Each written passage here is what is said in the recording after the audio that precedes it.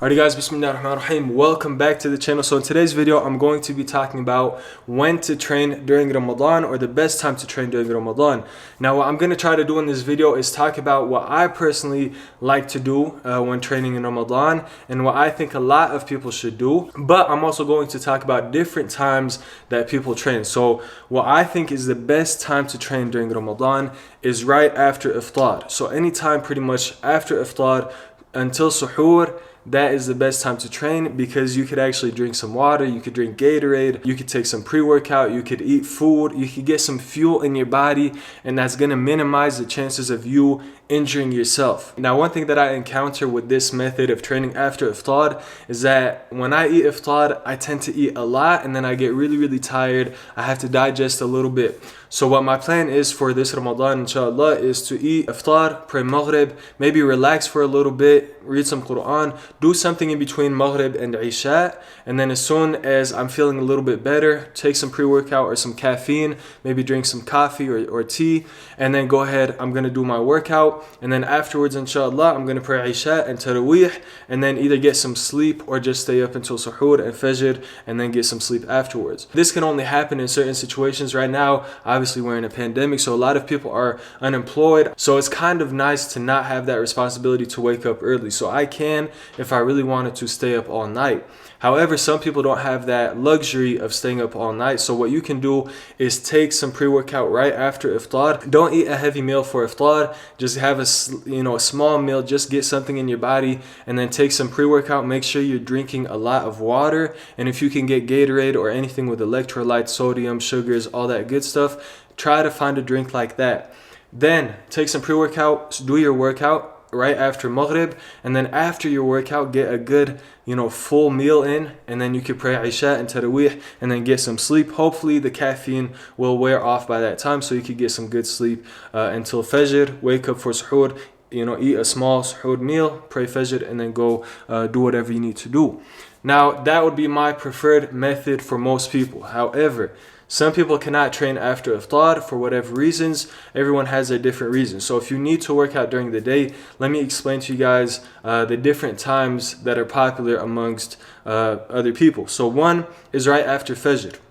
So if you train right after Fajr, props to you. It's a good time because you have a lot of water in your system. Assuming that you ate Suhoor, you've got a lot of water, a lot of hydration, and then hopefully you ate a little bit of food as well. So you got some fuel that your body can use for the workouts. However, you have to, for the rest of these training times that I'm going to talk about, you have to be very cautious and aware of how your body is feeling. By the end of the day, if you're feeling very sick, or if you have to break your fast or something like that because you don't feel good, then you should probably not train during the day.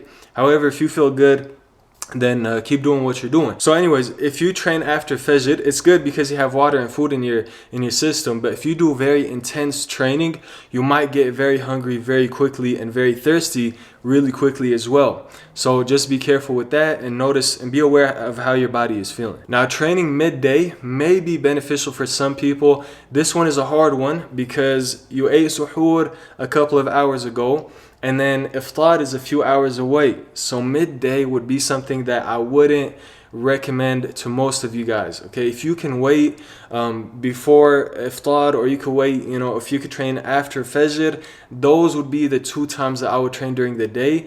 Midday is probably the worst time to train, in my opinion, because you're not as hydrated and you're not as fueled up with food, and then you still, after your workout, you're going to be super hungry and super thirsty, and you still have to wait a few hours until Iftar. So if you can wait in the midday, wait a few hours until before Iftar, that would be optimal. So that brings me to the third time, which is right before Maghrib. If you could train 30 to 45 minutes before Maghrib, maybe an hour before Maghrib, that would be really good, because you could eat and drink right after your workout.